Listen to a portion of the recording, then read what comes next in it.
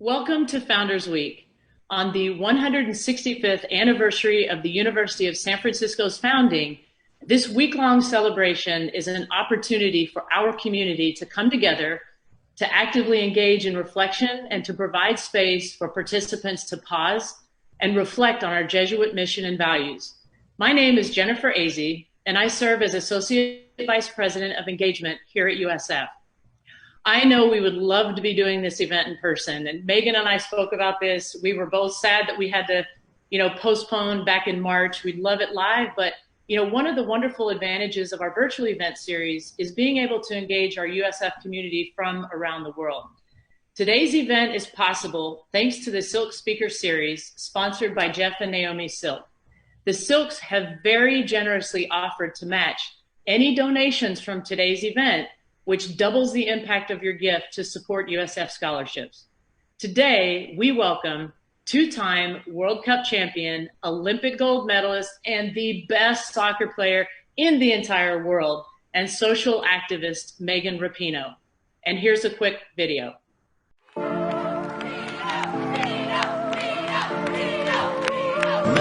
Rapinoe is now officially the best female player in the world.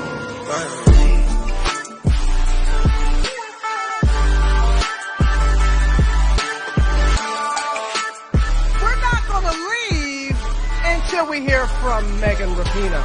We have to be better. We have to love more, hate less. We got to know that this is everybody's responsibility. And it might fall here to Rapinoe. What a World Cup for Megan Rapinoe. Yes, we're female athletes, but we're so much more than that.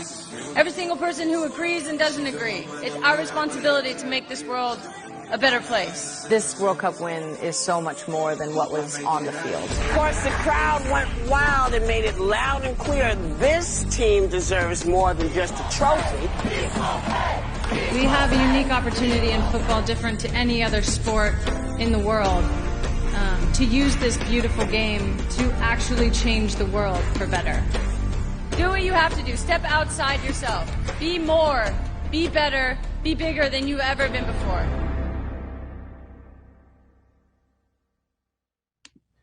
Okay, welcome, Megan. Yeah, thank you so much for having me. It's nice we could finally do this. This was scheduled for a while ago, but we had to put it on pause a little bit. So it's nice to finally be able to get with you all.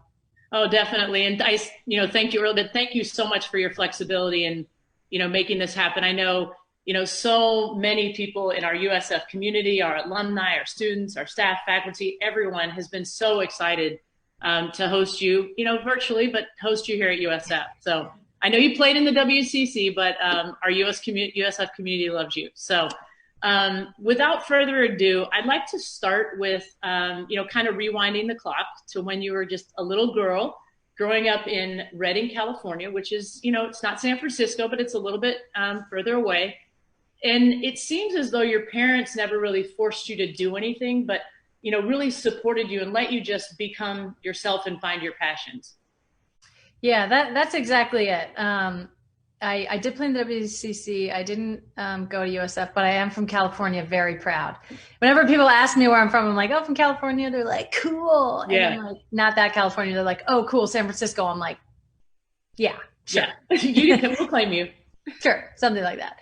But yeah, my parents were very kind of relaxed. I think they knew early on. I'm a twin, so in my childhood, I always refer to myself as a we, but my sister and Rachel and I think they sort of realized we were excelling at sports at a pretty young age. So they were kind of hands off. They, provided obviously every opportunity they could. And, were our chauffeur service for many years and encouraged us at every point. But they sort of left it up to us and wanted us to be the ones that were kind of driving it and making sure that it was a passion of ours and not something that they were forcing upon us. And we were always, up when we needed to be and had our cleats on early in the morning and, ready to do the work that we needed to do and loved playing on the weekends. So it was kind of an easy choice for us. Very cool. Well, it's interesting. I'm sure you get this question from parents, what can I do to, have my kids, should they be playing up? Should they, it's like they ask you all these like soccer questions and really it sounds like one of the best things parents can do is sort of not leave their kids alone, but but support what they do and allow them to find their passion. I think that's exactly it. I think the youth sports landscape has changed a lot since I was that age and since I was kind of going through it. And I think, unfortunately, not necessarily for the better in a lot of ways. I think it's always important to let your child lead, let them sort of be the driver. I think also it's really important, like they should enjoy the sport that they're playing. I think realistically, a lot of parents don't want to hear this, but realistically, 99.9% of kids that play youth sports are not, going to play professional or even in the college ranks. And I feel a lot of their experience is sort of ruined and tainted because it's like, if you don't get a scholarship or if you aren't playing professional, somehow you failed. And I don't think that's the case at all. I think sports provide so much other than just what's going on the field. You obviously get the physical benefit, but you get teamwork and the socialization and playing with other kids and meeting people from, different neighborhoods or different states or around the world, if you're lucky enough to do that. And so I always find it really important, first and foremost, especially at the younger ages, they should be having fun. This is an opportunity, to be physical and use their bodies and socialize with other kids and sort of build that community and help build that confidence. And then as you get older, of course, things start to change. Things become more competitive. But even at that age, I just feel it's important to let the kids drive it. And then obviously as a parent, you would support your kid in any way possible. But it's gone from helicopter parent to snowplow parent, I've heard the term. And I think just, a supportive on the sidelines clapping is probably the best way. And, of course, kids need a little kick in the butt every now and again. You can give that, but I think it's really important to let them sort of drive it. I love that. I'm going to take your advice too. My son is 3.5, and even when he was just about to turn 2, he could make baskets on a small hoop, and he was doing it swish, swish, swish. And I was like, wow. And then I had to be careful, like, I don't want to I don't want to push him there. Like, if he loves it, he loves it. You don't want to be the parent getting your kid like private lessons at 3. No, and I'm afraid to coach him actually. But anyway, how were you introduced to soccer and why soccer? I mean, you're a great athlete, could have been any sport. Was it just sort of love at first sight? Yeah. So my older brother played, Brian. He's 5 years older than my sister and I. So we kind of worshiped him when we were younger. We followed him around everywhere. I think going to his practices was probably more of a babysitting mechanism for my mom than us being super into it. But definitely when we were young, we would, be running around on the sidelines. And I think we just kind of fell in love with it from the beginning. We would sort of try to mimic what the older boys were doing on the field. And then when it came time for us to play, like we were just a terror. And we were lucky, obviously, to have each other. We got to play in the yard together. It was like 1v1, anything that you could possibly imagine, these like knockdown, drag out, sometimes, drawing blood battles. And I think we just kind of found that competitive spirit. And I think the freedom of soccer as well, really, even at such a young age, I think it kind of spoke to us. I went on to play basketball in high school and track and other sports. But I think the freedom of expression and movement and sort of being able to be kind of wild out on the field was something that we both loved. It is great that you have each other and had each other at that time. And I, noticed that as I was reading an article actually that you had written for the Players Tribune, that as you guys were starting to grow up, that you sort of went different directions in a sense, that she started to dress up more and you wanted to kind of stay in your athletic gear. And then I also, you mentioned a couple of nicknames that were given to you and your sister by your grandfather. And I just thought that was so cute. Yeah, he thought he was really funny. He always thought he was really funny. Rest in peace, Grandpa Jack. But he always had these like little jabs. I think my mom actually took a little offense to my nickname, but it sort of like fit me really well. Rachel's nickname from him was Muffin. She was like the sweetest thing on the planet. She was always just like so kind, and I was a little more I don't know, dynamic, I would say. A personality. I was very sweet, but I kind of had a little bit of a temper. I would get it came actually from a place of embarrassment. If I would get embarrassed or do something, or someone would say something that would sort of trigger me, I just didn't want to be around anyone at all. So I'd have these like flashes of anger and, slam my door and not want to be around anyone. So he called me Ma Barker, which is actually a notorious like female, like mob boss serial killer person. I never obviously went that far, but I think the flashes of anger were sort of in line with Ma Barker. Interesting. And maybe the confidence, like, I think, it's interesting to, just sort of think about where confidence comes from. Like, where do you feel like you got your sort of ability to speak your mind, to be who you are, and just to be internally a confident person? Mm-hmm. I think, to be honest, I think a little bit of it is natural. I'm not going to say I like cultivated it all myself. I think growing up a twin was part of that. We had so much interaction between each other. And I think we gained a lot of confidence from that. We always had that kind of built-in support system. So, we never felt alone really. And we always kind of felt that we had each other. And I think, still to this day, that gives me a lot of confidence. I think our participation in sports for sure gave us a lot of that, where we could feel like we're a part of the team and contributing in that way. And I just think the way that we were raised, my parents, were always, very upfront and honest with us. They always wanted us to express ourselves and be ourselves. They always gave us a lot of freedom to do that. And I think from a speaking out, I think that comes from my parents too. I think, it became pretty apparent from an early age, we were going to be pretty good at sports. We excelled in that, whether that was at recess or, on actual teams. And we were pretty popular growing up. And my parents, especially my mom, she told us very early on, like, you're not like cool just because like you're cool or you play sports or whatever. Like that's not going to fly. Like, you don't get to just, do whatever and kind of take all this. She's like, you guys are, you have more of a responsibility in a way. I don't know if she put it quite like that just because of the age that we were at, but it was definitely known, like, you guys have a responsibility, to use that sort of, popularity or, your status in sports to be a good person. And that's important. Like, you're a good person, because you take care of people or you stand up for people or you're nice to people, not because you play sports and not because you're popular. And so she always made that very clear to us. Like, you take care of each other, you stand up for each other, you stand up for yourself, and you stand up for other people who maybe can't, or who are shy, or who, are just, not wanting to speak out. She was like, you guys have a responsibility to do that. And so I feel like that was kind of from a very young age. She comes from a really poor family. She's the second oldest of 8. She knows what it's like to go to school and have holes in her clothes and have people make fun of her just because they didn't have money. And that wasn't anything that, she had control of. Her parents, both of them, worked really hard and did the best they could. And that was just sort of the reality. So I feel like, from an early age, that was definitely the standard in our household of, it's fine that you're popular and that you're good at sports, but use it for some sort of good also.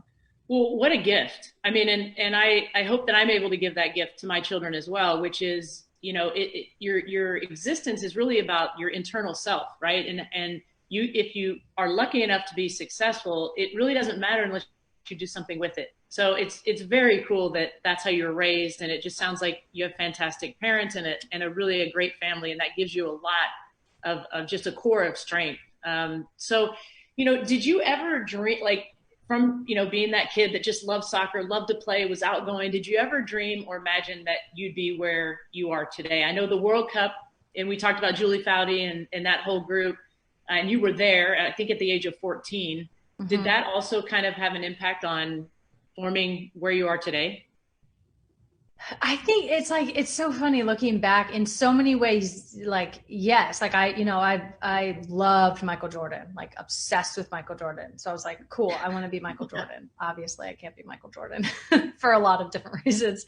And I wanted to be on the national team and I wanted all those things. I think in a way I had no concept of if that was even a possibility. It was just kind of like, yeah, of course I want to be these players. I feel like it wasn't until I was a little bit older, kind of into my junior and senior year in high school, we were getting college scholarship offers. So I was like, oh, wow, that's incredible. Like, wow, that's a dream come true. That seemed like a tangible kind of dream come true. And just every step of the way, the next step kind of presented itself.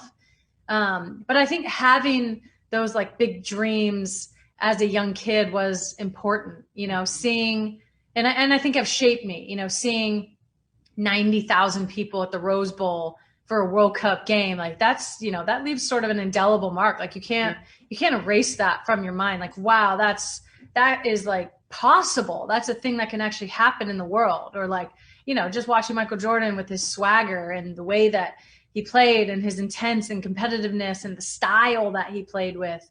I think I kind of like, always took all of these little things. But yeah, I mean, I look back and I'm like, this is just so incredible being, I think of myself sitting in front of the TV, cross-legged on the floor, like, oh my God, like sticking my tongue out and having, Michael Jordan on my wall, or having pictures of, Brandy Chastain, Christine Lilly, and Mia Hamm on my wall. And like, now I'm that person. It's just like, I can't, I don't know what to say about it. It's totally surreal, and it continues to be. Well, it's fun for me actually to watch too, because I'm, more their generation. So, being part of the 96 Olympics and watching that team evolve and grow and fight for women, and then the 99 World Cup. And I mean, just the whole experience and the legacy that you guys have been continued is, it's commendable. And, everyone needs role models. And so I think, the fact that we're now able as women to watch each other, to have role models is fantastic. Did you have one particular role model, or was it you just kind of took bits and pieces from a variety? I mean, I think early on, like I was a huge Michael Jordan fan. So I think that was like my favorite athlete. But then, yeah, the 99 team was just, I think a spectacular thing to watch at that time. So it was like, 13 or 14. Mm-hmm. We didn't have a league at the time in the US. Women's sports was sort of sporadically on. I remember watching you guys, obviously in 96, watching that team, it's sort of like, of these athletes, mm-hmm. That it's sort of there, but it's not in your face all the time. You get these kind of like flash moments. And so to have a moment in the US that I was able to go to some of the games and see the impact, I think that left just a huge mark. And to know, the venture I was kind of like plotting towards that kind of path, those were definitely, really like formative years. Mm-hmm. My favorite player is Christine Lilly. I always say that. I know some other players were more popular, but I actually got to play with Lil early on in my career.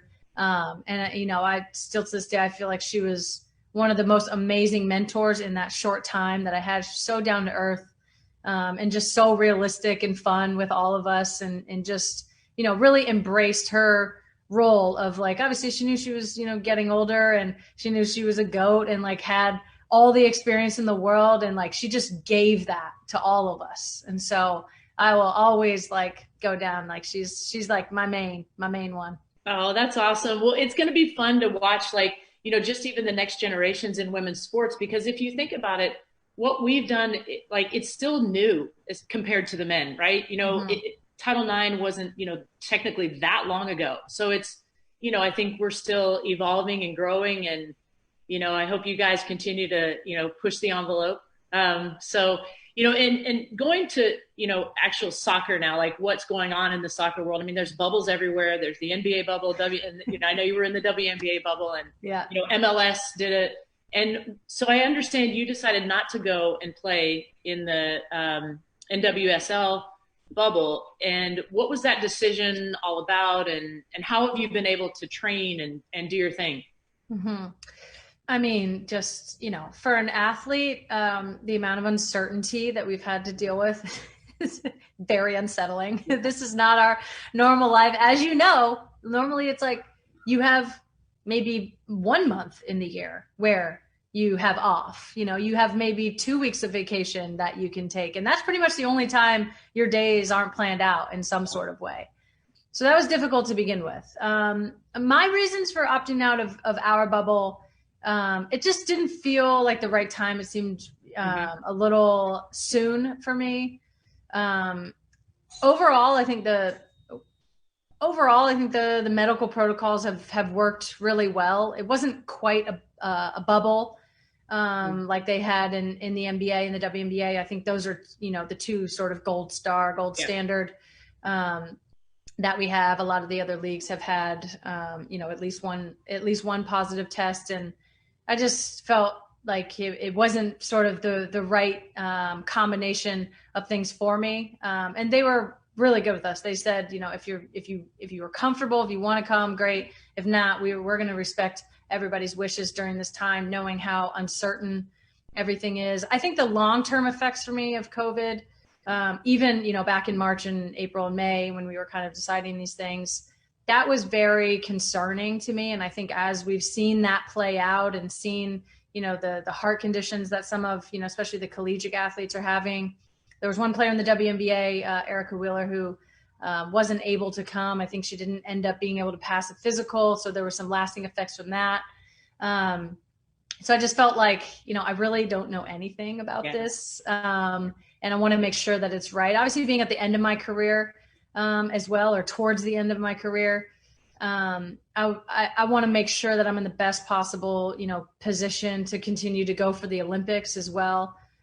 So kind of a lot of things went into it, but they did a tremendous job for the women that did opt in, and all the games that were played. They're still playing a few games as of now. So I'm happy that all of that went off mostly without a hitch. And it has been nice to have sports back on TV, to have anything back on TV, really.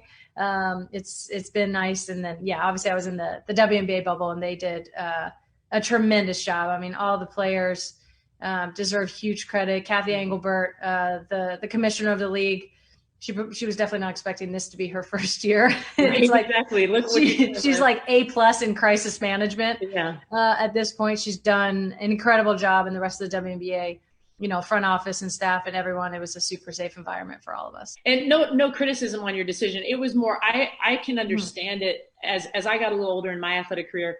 I would always take like a solid month and do nothing. It's like you start to look at the game and your career and what you're doing differently, and your sights are set on, and so I just sort of thought maybe you're set on, getting ready for the next Olympics, which unfortunately, is about 9 months away now. And so two quick questions about that. One, how did you feel when, I can only imagine how you must have felt knowing that the games were going to be possibly canceled and then postponed? Like, how has that been? And we actually thought, Sue and I actually thought this like really early on. We were still in February, I think. We kind of had the perspective of we were in Seattle at that time. So we had obviously the first cases in the nation were in Seattle, and we had that outbreak at the Kirkland nursing home. So that was sort of like front and center for us. I think we realized really soon that this is going to be something really big. And so it almost wasn't a disappointment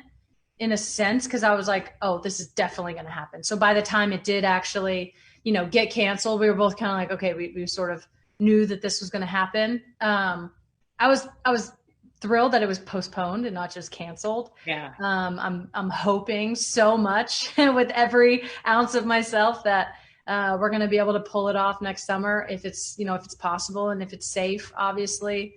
I think the disappointment wasn't really there as well because it was postponed and not canceled. So we're still kind of holding on to that hope. Obviously, if it gets canceled, that's going to be devastating. And never take, an Olympic opportunity for granted. That is most times, a once in a lifetime opportunity. And so if I'm able to even compete for a spot again, then I'll be thrilled. So hopefully that can happen in a safe way. But it was just so much uncertainty, I think, happening all at the same time. And it was like just one more thing where you were like, wow, of course this is going to cancel. We're in a global pandemic, but it's also just, brought to attention, like the severity of the virus as well. So it was like, wow. Yeah. And I remember when it was announced that it was canceled, I was like, what? You can't cancel the Olympics. Like that just doesn't happen, unless we're at a major third world war or something.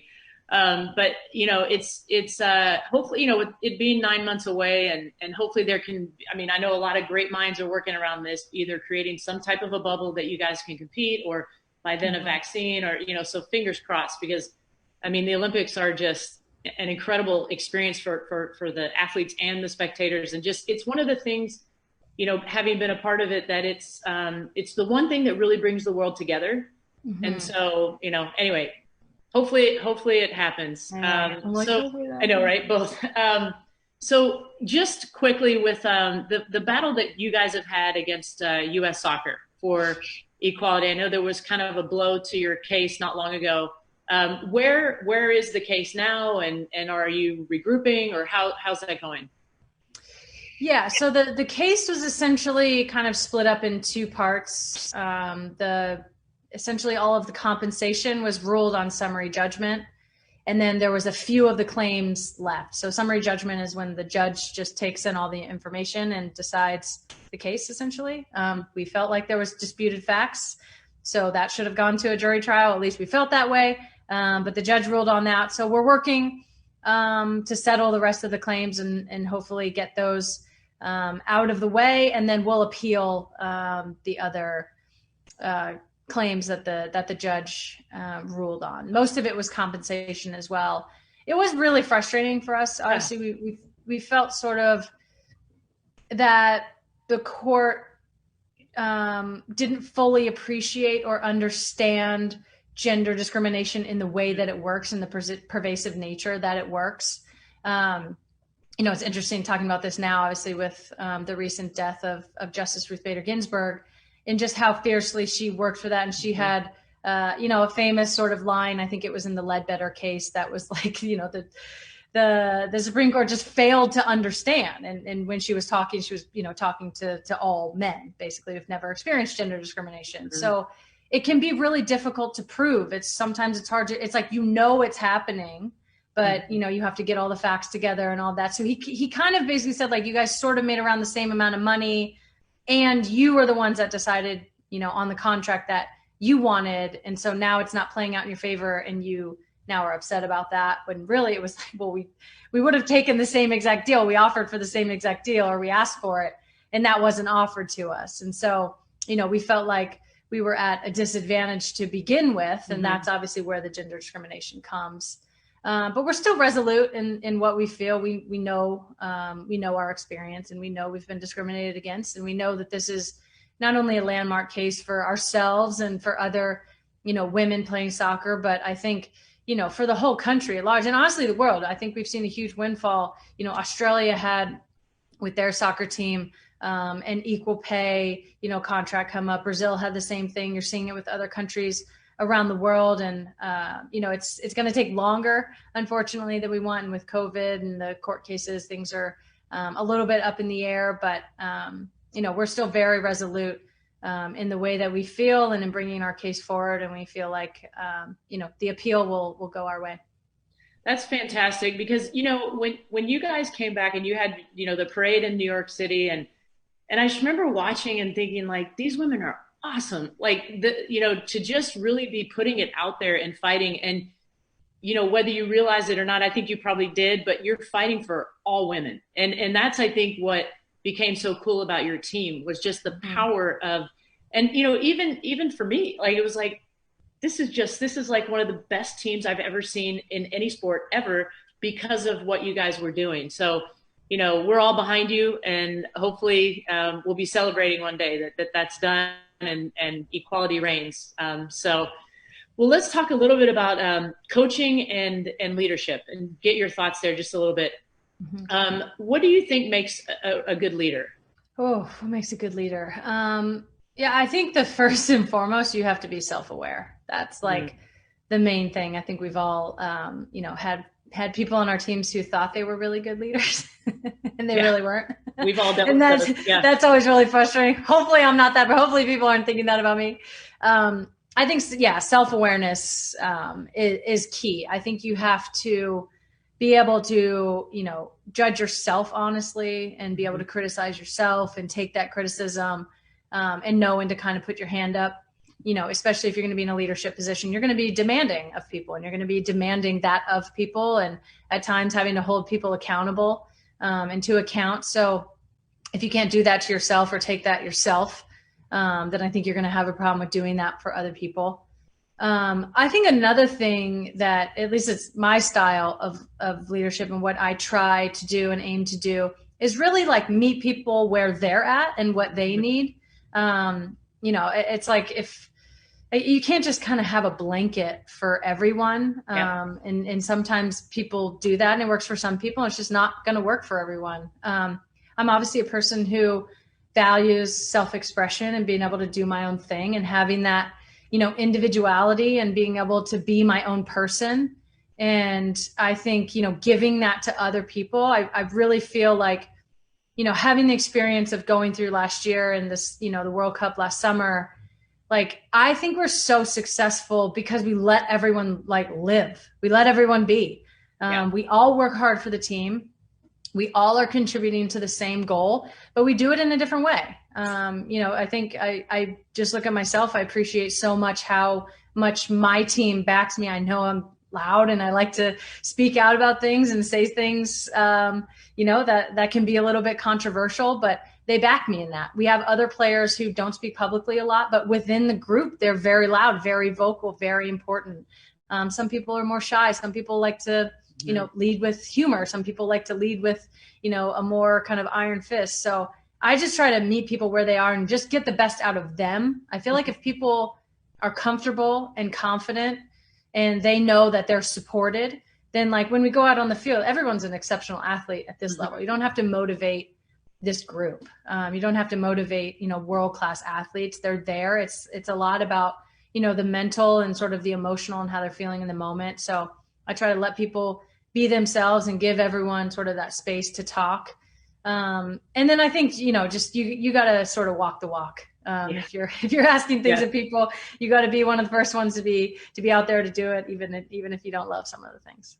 Well, and one of my favorite quotes from Tara Vanderveer at Stanford, who I played for, she said, when your best players are your hardest workers, then you've got something. And I think you're right. You have to walk the talk. You got to do your job. But I think that, people that know themselves do make the best leaders. I mean, the most authentic people, I think, make the best leaders. And you mentioned our, 96 team, and it was very much that way. I mean, we were all so different, but everybody brought something unique to the table.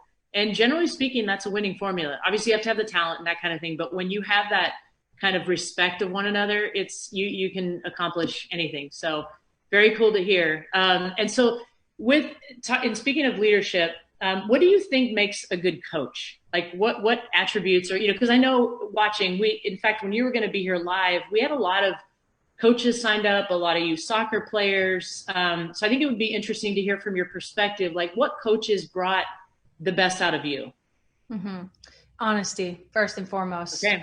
I think especially when you get to the highest level, but at every level, like eventually, like you're going to have to, come to these moments, but with players, and you're going to tell them something, and then like, it'll play out, it's like, you're either going to play or you're not going to play. So if you BS'd them on an answer about why they're not playing, and then, that sort of comes to fruition, that's going to be really difficult. I think especially at the highest level, like you just want to be leveled with, you just, you understand you're on a team full of amazing women. Obviously, I always think of the national team, there's 23 of us, roundabout.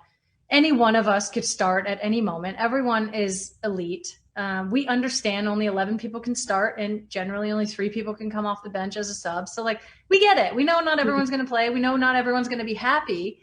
But if you don't level with players, then the respect factor is gone, and you're going to end up with a bunch of frustrated players, frankly. Mm-hmm. And the coaches, I think, that have gotten the best out of myself and other players that I've played with is just that. Like, just give it to me straight. What do I need to work on?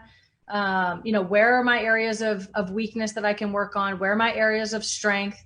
And then just to give everybody an honest shot, I think is kind of the most important thing. I think the minute you kind of, aren't honest or start to, kind of play games with players, and it's a little bit of blood in the water, and we're highly competitive, a lot of, in an athletic sense, like these type A, highly competitive, highly motivated athletes. And, we want that feedback, and we want that sort of honesty. And so that's kind of the most important thing. I think especially too at the highest level I've seen, like, you got to let people be themselves. You really do. You need to lean into people's personalities. We're not all the same just because we play on a team. We're not monolithic. And we don't want to be treated like that. We're individuals.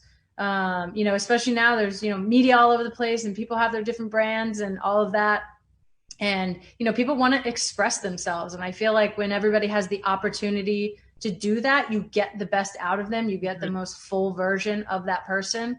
And so that takes, I think, from the coach, a lot of, confidence and the ability to just kind of step back a little bit and sort of let the team be themselves. But I would say that's the most important thing. Just honesty and letting people be their full true selves. Very good. I would agree with you 100%.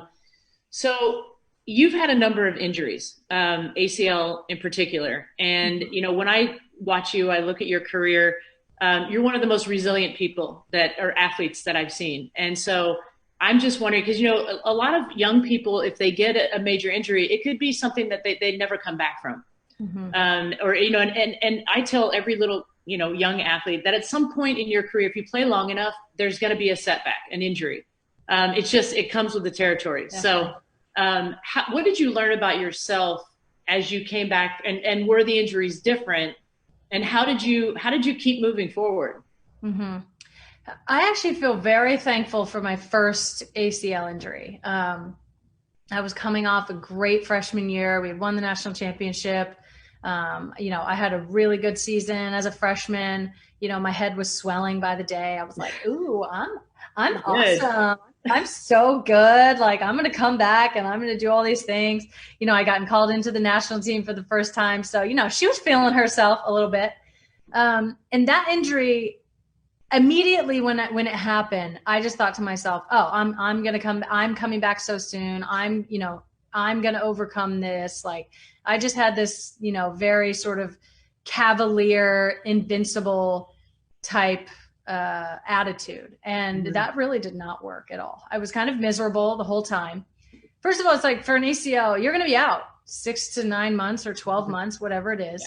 Yeah. You don't have the ability to speed up the clock. It's like, it's going to be what it's going to be.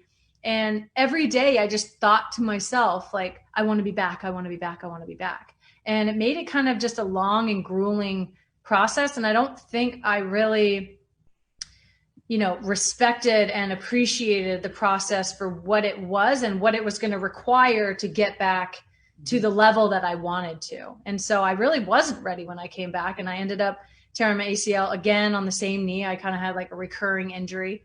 And so the second time I did it, I was like, okay, got it. I'm not invincible. Take your head down a couple notches. Yeah.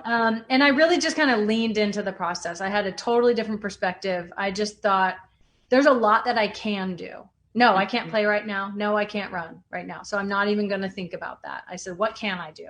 Every day I kind of had that mindset, and, you go through a week and then you make your progression, and, you kind of like lose yourself in the process a little bit, and thinking of all the things that you can do and focusing on each of those little steps. If you don't have those cracks in your foundation, obviously when you get to the point where you need to play and you're ready to play, you're going to be on a lot more solid ground.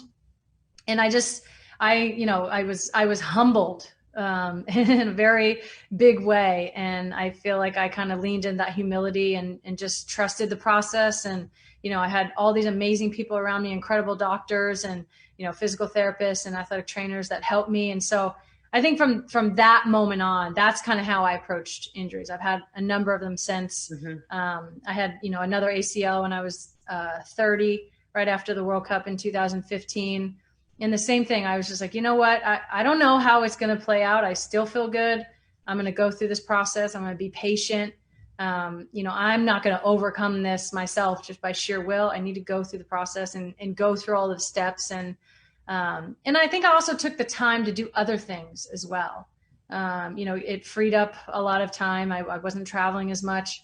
I wasn't playing, obviously. So, kind of pursuing other interests and, using it kind of as a silver lining to do other things. But I always just take it as, like you said, I mean, you're going to get injured. Like, I'm obviously not an Iron Woman. Clearly I get injured. And so I was just like, well, it's just part of it. I'm just going to take it as it comes and try to learn from each injury and get myself back to the strongest place that I possibly can. I love your mindset, because you say, do what you can do. And when I was coaching actually here at USF, I would tell our players, with knee injuries in particular, like, if you can sit in a chair and even work on your follow through, or focus on, because you ultimately I don't care who you are, you come back better in some way after an injury. It's either mental or physical, but you definitely, if you have the right attitude, right? So, yeah, and from a mental perspective, you're going to drive yourself insane thinking about all the things you can't do every day, yes. and you're going to miss all of the things that you actually can do. And so I feel like I approach it one day at a time. And, by the time you sort of look up, you're like, oh, you're 3 or 4 or 5 months into it, and you're doing things and you're starting to run and you're kind of back to yourself. Got it. Well, I'll just clarify that a lot of people do think you're Iron Woman. So I'm just gonna throw that out there. Well, like modern medicine too. I'm like, if something breaks, I just fix it. I just get a new one. I'm like, if my ACLs, clearly they weren't meant to last. I just got new ones. Got a new one. Now they're great. There you go. Very good. Well, and thinking about, going back to your the national team and just the inspiration that you guys have had on a whole new generation of young girls. And what I think is so cool, and maybe a time because I have a son and a daughter, but especially on my son, is how much you've inspired young boys. And I'm going to show you a picture here of my son Macklin's best friend. His name is Zeke. And here he is. And then here we go. Yes. So, that is so cute. And I have to tell you, so this is personal. This was not planned at all. So I took Macklin, there's a little basketball hoop out there. I took Macklin down to play with Zeke. And I was like, you just came from soccer. And then I looked and I was like, what are you wearing? And I was like, that's Megan Rapinoe's jersey. Like, her pose. And I was like, do you know who she is? And he goes, she's the best soccer player in the world. And that was it. It wasn't, she's a female. She's, it was the coolest thing ever. So I think the impact you guys are having it's culture changing. And how do you feel about that? Or how does your group, how do you guys feel about kind of having that honor of kids, looking up to you and not seeing gender? Mm-hmm. No, I think we see that very, very much, especially for some of us who have been on the team for a long time. We've seen sort of this tide change over the course of our career. I was just thinking, when I was talking about Michael Jordan earlier, that's starting to happen with women. Because I just grew up and said, thought that's just an athlete. I didn't think, oh, that's a male athlete. I just thought, okay, I like basketball, and I like him. Obviously, he's one of the best players. And so I think little girls do that almost out of necessity, because that's oftentimes what we see. And now you're seeing boys being able to do that because we are on TV, because they do see us. They see us being the best in the world. They see us winning World Cups. They see us, playing in whatever playing field. They see us on magazines. They see us in commercials. They see us on TV, on the news, on SportsCenter, all of these things. And so for us, it's like we're literally seeing the world change like before our very eyes. And getting to have a little small fingerprint on that is just incredible. And it just shows me too, like all of this stuff is just learned, Mm-hmm. Like if you only see, men all the time, like you're going to learn that's what sports looks like. That's what, being an elite athlete looks like. If you see both equally, you just think, great. I like, whatever it is, LeBron James, but I also like Diana Taurasi. I also like Sue Bird. Mm-hmm. And if you're watching both these sports equally, then I feel like, as with most things, I'm like, follow the kids. The kids know what they're doing. They're like so far advanced from where we are. But to see it happen sort of in real time over my career has just been, incredible. Just thinking about your whole fight for equality. And I feel like it's unfortunate, but I still think now girls and women are put in a box. And sometimes, if they're too athletic or they're too this, it's you're unladylike or, I think that sometimes we leave out like, what is the full potential of being a woman? And, how do you stand up for this? Well, I just try to live and do and say exactly what I want and I want to say, because I feel like for me as a woman, as a gay woman, I don't know. I don't really, it's like, I know I am those things, but I don't really think of it in that way. It's just, if I want to, wear a suit, I'll wear a suit. If I want to wear a dress, I'll wear a dress. And when I'm on the field, I just play. And I think we're getting a lot more freedom now to do that. And I think that honestly, that is, a credit to all of the female athletes out there who just refuse to be put in that box. I think for so long, I'm sure you know this, for so long we're, it's like you're marketed as like, the cuter ones are marketed. Certainly the whiter ones are marketed. Don't be too gay. It's like, and then there was a time where I was like, oh God, it's okay if you're gay, but like not too gay. Like don't be too, and it's just all of these things. And I feel like, especially in the last 4 or 5 years, a lot of female athletes has just been like, no, like we can't win, whatever we try to do to satisfy, whatever the status quo is, the status quo wasn't really made for us. And so we're never going to satisfy that. Sue had an amazing point for this WNBA season. Obviously politics came up a lot in the season and just in general in sports right now. And the whole side of don't bring politics into sport. First of all, sports has always been political. Yes. So I'm saying that, but Sue was like, you know what? We didn't bring politics in this. Like, we just wanted to play. We would love to just play basketball. Yeah. But all you ever hear is, oh, it's too black. Oh, it's too gay. Oh, the women aren't feminine enough, or they're too feminine, or this or that. And it's like, they would have loved to just play, but like everyone else brought politics into their sport. So then they were just kind of like, you know what?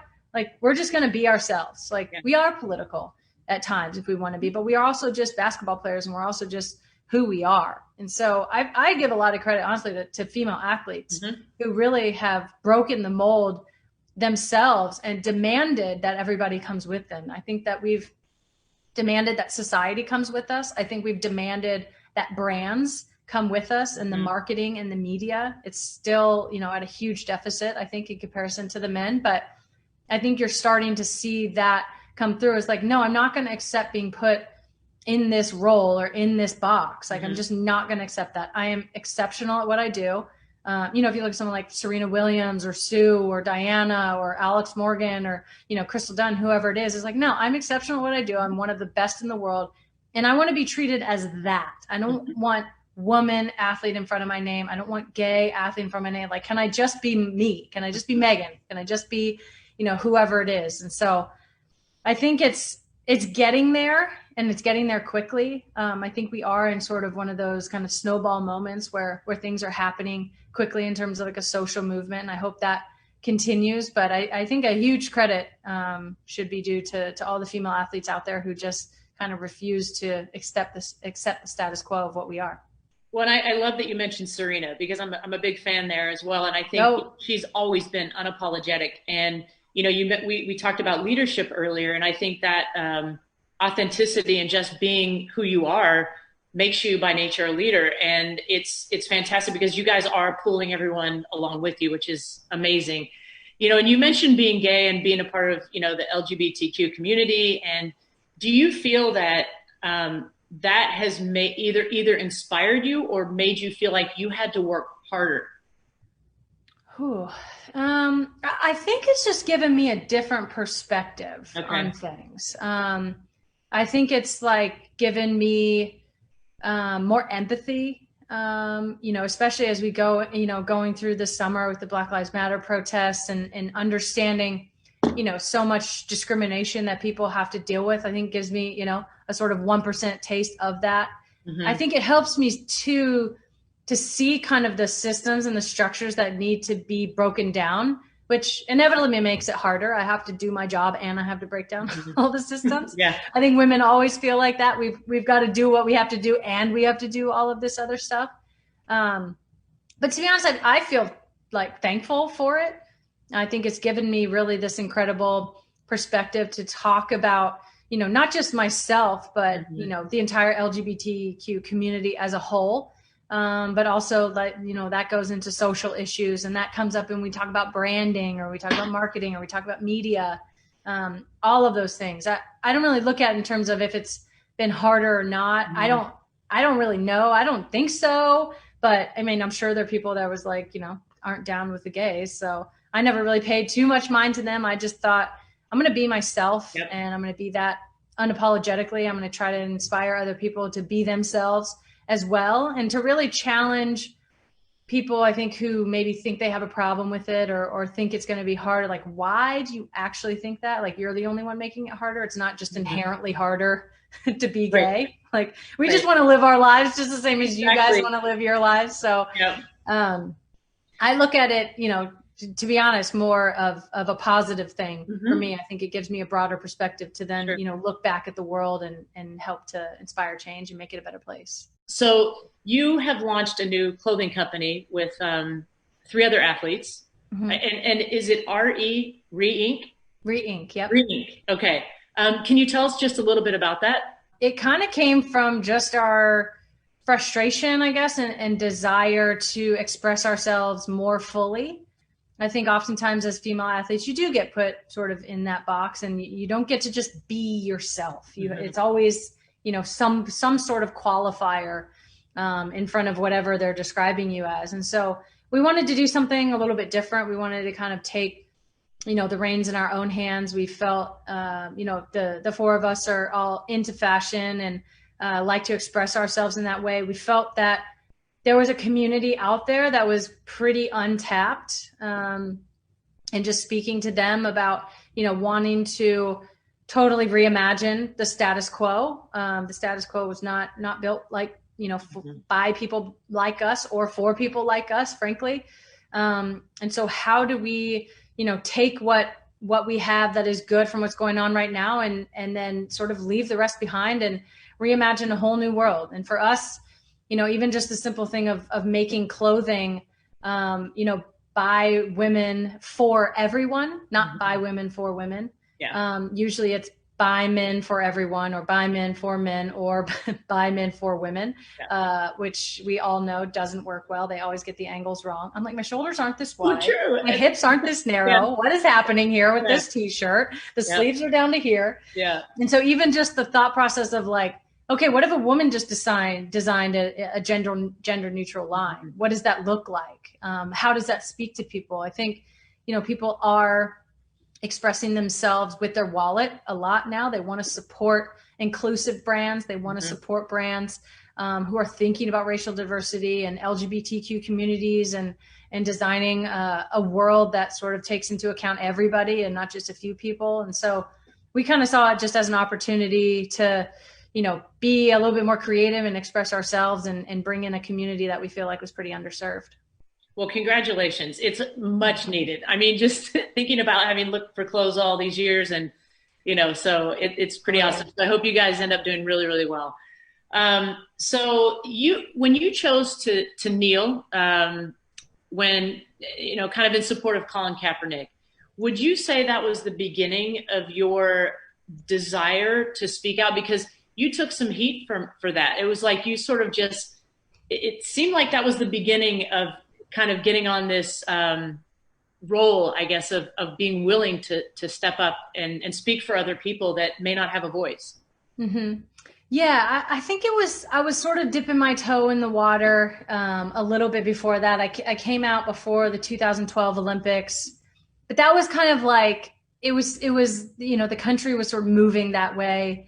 That was kind of a socially acceptable challenge to the status quo, but people were like, okay, we're getting on. Okay, gays are here. We get it. We're going to welcome them. But that was definitely the first time that was like such a controversial issue, which I didn't find it to be very controversial. I still don't find it to be very controversial. But I think obviously, the undertones in this country and really the overtones in this country, we have so much discrimination. Our entire country was founded on slavery and, of the exploitation of Black people and Black and brown people and women and gays. And so I think for me, especially at that time, we had just gone through, Ferguson was 2 years before that with the shooting of Michael Brown and the protests that followed. Fast forward 2016, the WNBA players, the Minnesota Lynx were the first WNBA team. They wore shirts and had kind of a media blackout talking about the deaths of Alton Sterling and others that summer, Philando Castile. We fast forward, Colin kneels, I think in September or so, end of August, September. And to me, it was just kind of like, this is very like obvious. This is clearly happening in the country.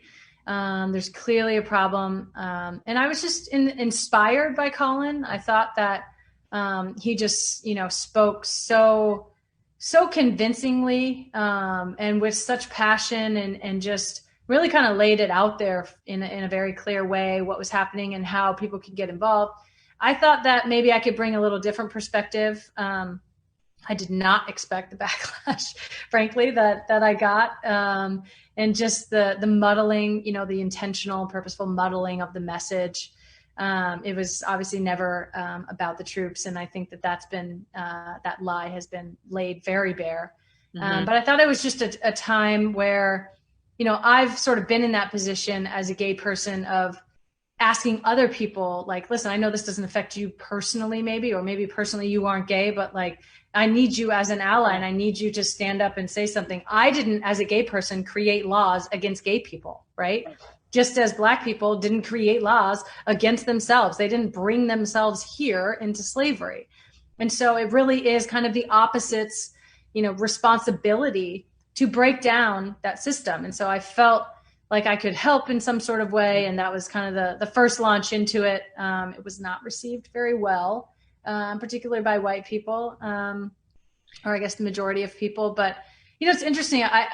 There was a lot of backlash, obviously, and, trolls are really loud and they yell and, Twitter and social media and all of that. But there's been like one person in all these 5 years that have, disagreed with me and actually come up and said something to me personally. The rest of it has been, really just an outpouring of support in doing that and, saying maybe I inspired them or that they appreciate that I stood up for people. And so I think overall it's been an incredibly positive experience and, an enlightening one and one that I'm continually, trying to educate myself on. And obviously as we've come through, this summer in the wake of George Floyd and Breonna Taylor and so many more, I think it's just, a more pressing time than ever to get involved and frankly, just to stand up for your fellow Americans. Well, you remind me of when we had Steph Curry on, and it was on Juneteenth, and he was in conversation with Clarence Jones, who has the Institute of Nonviolence and Social Justice here at USF. And the thing that Clarence said that really, he was Martin Luther King's, one of his closest advisors, wrote the first 7 paragraphs of the I Have a Dream speech. And, he said that the biggest difference today, as opposed to, rewind into the 60s, he said, it's the majority now. So to your point, if whoever is in power, right, whoever is in a position of strength, they need to fight for the ones that aren't in a position of strength. And he said, what I'm loving seeing about a lot of the marches? He said the number of white people, and that's, he just flat out said it. And, it made me start to think, gosh, that's, whoever has strength has got to fight for others. And so I think it's so great that you have the ability to see that and you were able to act on it and you continue. So unfortunately, I have to get to our last question, and you've been fantastic. It's been a blessing to have you here with us. Hopefully one day it'll be in person. But so I just, I guess maybe it's a 2-part question. What can the average person do from their vantage point to help the current state of our world? And 2, what advice do you have in particular for our students? I think on the first question, I would encourage everyone to educate themselves, but make it part of your life. Don't like binge on education for a month and then like never touch it again for the rest of the year. Make it part of your everyday life. Learn about redlining.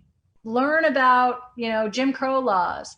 Learn about environmental racism. There's a lot of things still deeply embedded in the structures and systems in our society that discriminate against people of color and against Black and brown people. And so there's so much that we can know and that you can educate yourself about, and go from a community level. Where do you live? What is the breakdown in your community? What groups in your community can you help? If you have money, donate. ACLU does an incredible job. NAACP does an incredible job.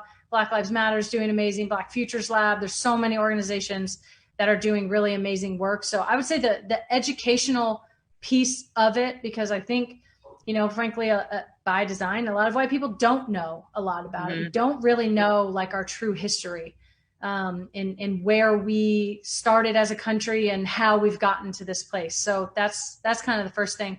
And then vote. I think, obviously coming up in an election year, voting is, probably the single most, important thing that you can do, your civic duty. as a citizen in the country is to vote, and vote for people who, it's not really about, Democrat and Republican on one side or the other. Vote for people whose values reflect yours, and whose values reflect the communities that you live in, and whose values are going to fight for, the prosperity for all people and making things better for everyone, not just a particular group. So that would be probably the second thing that I would say. And then for the students, well, you're going to be the future. You're going to have to save us from all the things that we've done all these years. But just know that your voice is so important. I can't stress that enough, the importance of each individual voice. I think there was 100 million people that sat out of the election in 2016 in a country of 350 million. Obviously, that's a huge percentage. Whether it's talking to your family or your friends or other students, or posting messages online or whatever, I think everybody's voice can be really, really important. I think it was John Lewis, obviously, late great civil rights activist, said, do what you can with what you can as much as you can. Do whatever it is that you can. I really do believe that we all have a personal responsibility to make the world a better place in whatever way that we can be most effective in doing that. Not everybody has this platform that I have, but everybody has something. Everybody has friends and family and people that they're around, and, people can vote and get involved in their communities and stuff like that. So I would just encourage you, never think that your voice doesn't matter. It's actually massively important. Great advice. And thank you again for being here with us. And, now I would like to introduce everyone to the president of the University of San Francisco, Father Paul Fitzgerald, for some closing remarks. Thank you, Megan. Thank you, Jennifer, for a very hope-filled and inspiring conversation. A special thanks to Jeff and Naomi Silk for sponsoring this Silk Speaker event, and for offering to match donations to our scholarships for women who wish to move into the world of sports, whether collegiate or professional. Just a few things, but I really enjoyed this conversation. Megan, you talking about your parents encouraging you to find your passion and then to craft a space of freedom for you to do that. And that's what we do for our students. We really want them to be able to discern their own path forward. And that discernment, that has to come from a place of inner freedom, where it's like, I can go this way, I can go that way. I'll be happy either way, but this one calls more to my heart. So thank you for that. I loved your message of using your gifts and talents for the good of other people. We had a Check Your Privilege campaign at USF a couple years ago, and everyone could check off one or more boxes of privilege that they have. And then the final message was, appreciate the graces and gifts you have and use them to lift other people up rather than to push people down. Your definition of leadership, the leader knows herself. And then you took us to this really wonderful place where humility as this great value and a necessity for the leader, and then also integrity. And, humility comes from humus, right? Earth. The humble person, she stands barefoot on the ground. She is grounded. And she knows her strengths. She knows her challenges and weaknesses. And then in that place of real self-knowledge and honesty, she can then, as a person of integrity, really lead from the front. Then also know your teammates as persons. We use a couple of Latin expressions here, cura personalis and cura apostolica. So care for the whole person. We treat each other as whole persons. There are not parts of my identity that have to be left on the shelf, right? And then I care for each of our students and my colleagues like Jennifer, in the fullness of their identity. And then cura apostolica is care for the whole project, right? So you care for each one of your players, but then you have to care for the team as a whole. That's a great one. There's an interesting little parallel between you and St. Ignatius Loyola, the founder of the Jesuits. He was in a little he was a sword fighter and had ambitions for glory, but then he was shot through the leg with a cannonball, and that leg injury led him to completely rediscern himself, get to know himself, and then find his vocation going forward. I love that one quote, your stress of, having to be, an excellent athlete, but then also have to carrying all these other burdens. And it reminds me of something Ginger Rogers said, I did everything that Fred did, but I did it backwards and in high heels. So thank you very much. Today is Columbus Day and Indigenous Peoples Day. So here at USF, we always acknowledge that, this university is built on land that was originally the homeland of the Ohlone people. And so on this day in particular, we look to the descendants of the Ohlone who live among us, and we call upon ourselves to create spaces for the lifting up of these, our neighbors. It's 165 years since the university was founded. We're going to celebrate today. Thank you for this wonderful kickoff of Founders Week. This Wednesday, we have Dr. Melba Beals, one of the Little Rock Nine, a pioneer in the civil rights movement. And Friday, USF alumnus Michael Franti and his wife, Sarah. Michael played basketball at USF and has had a brilliant career as a musician and as a poet. And so, tune in to meet a wonderfully dynamic couple. Thank you all for joining us today and for staying with us through the week of celebrations. Go Dons. Thank you. Thanks, Father Paul. Thanks, Megan. Thank you guys for having me. Appreciate it.